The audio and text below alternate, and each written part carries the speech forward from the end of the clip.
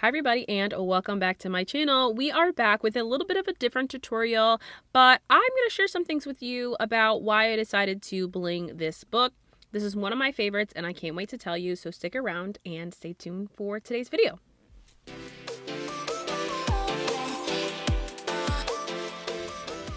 So we're back and we're doing something a little bit different, at least a little bit different for my channel. You guys have definitely seen me, of course, rhinestone. I enjoy rhinestoning, even if I do have a few unfinished bling projects currently sitting in my craft space. This is something that I do really enjoy to do, and I have been giving myself each year a goal of something that I want to continue to work on, a skill or something that I can either learn or a skill that I can continue to grow in, and actually rhinestoning is one of those things. And why I focused on rhinestoning is just because I have a ton of stones, like a ton of stones in my possession, all from Flint Sister Supply Shop for the most part. And let me just tell you, I am not utilizing them as much as I could be. And so I know that there are so many things. You literally can rhinestone on anything that you can imagine.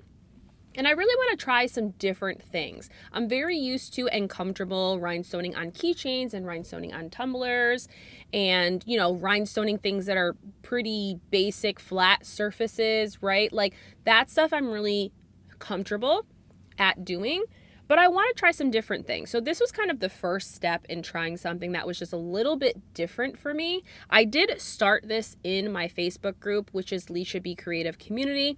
I will link my Facebook group down in the description box in case you'd like to go back and watch the original start to this, because as you'll see, I already have the title done, I already have the dress done, I already have the author's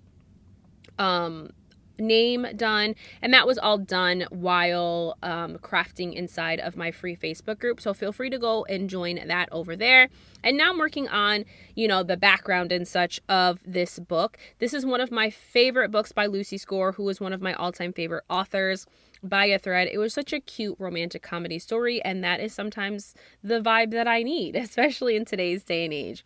But I decided to do this because it was a great way to combine my love of books and reading with my love of crafting. So it was kind of like having two worlds collide here with this project. And I'm happy to say that this is a project that I started in 2026 and actually finished in 2026 and didn't let it sit around unfinished until 2027. So I'm also improving in starting and finishing projects, because in case you guys didn't know, here's a little behind the scenes fact. Believe it or not, 90% of the tutorials that I film for YouTube, 90% of those cups never quite get to the final coat of epoxy. I know I always say I'm adding the final coat epoxy, but I will tell you that 9 times out of 10, I've maybe only done one of the 2 final coats. Maybe I haven't done any of the final coats. Sometimes you guys are seeing that, and that cup literally only has its decals on and hasn't even gotten the first of the final coats of epoxy. So a little behind the scenes trick that sometimes I pull over here on YouTube, just because, you know, cup making is not something that is super, you know, simple and only takes a day or two. You know, often it takes me a week, sometimes a week and a half to finish out a design if I have other things happening at the same time. So there's a little behind the scenes fact that you probably didn't know until today.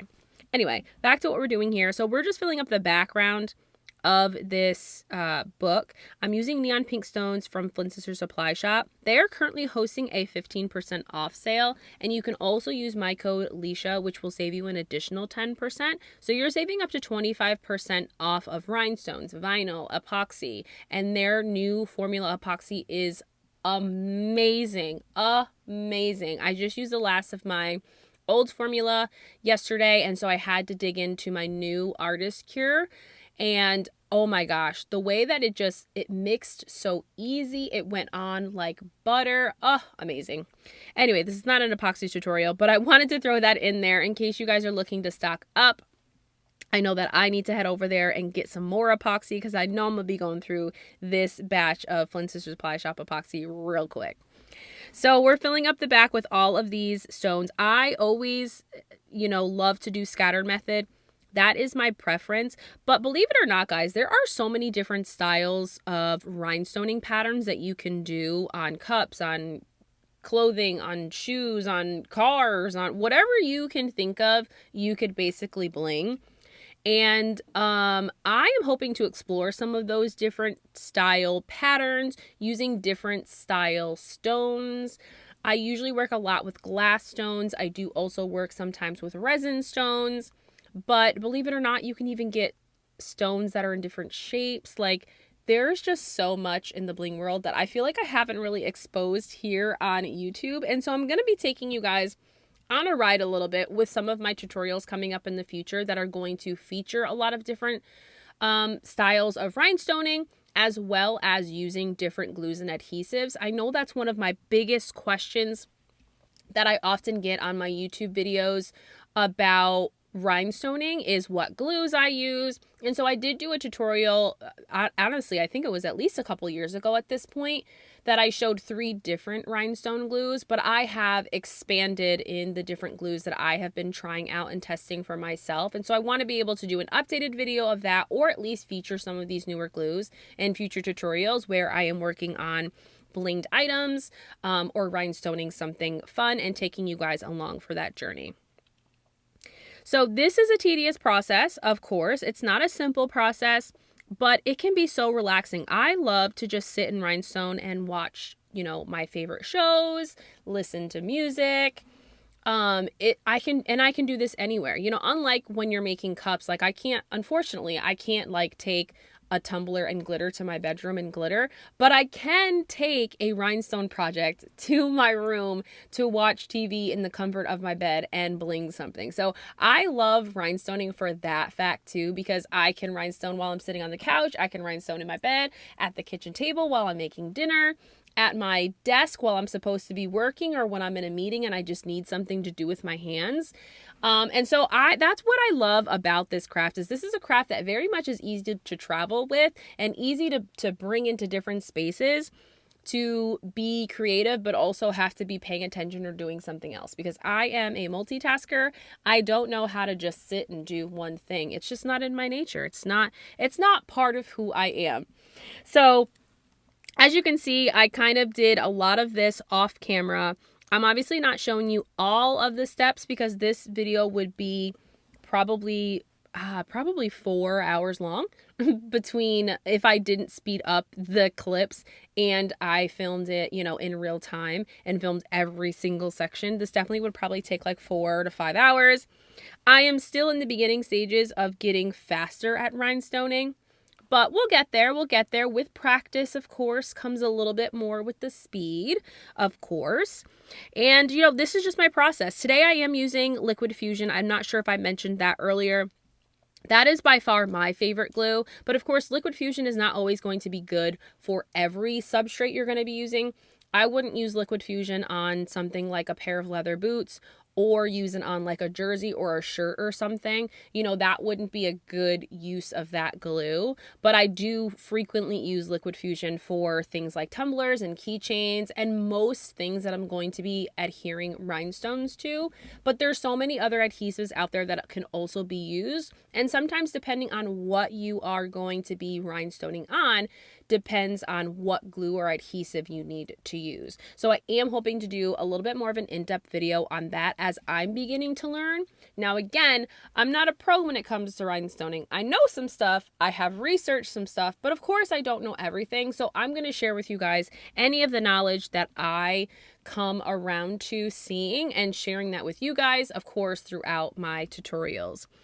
But at this point, at this stage in the video, as I was seeing that entire background be filled with those neon pink stones, I was envisioning my entire bookshelf upstairs with just rows upon rows of rhinestoned books.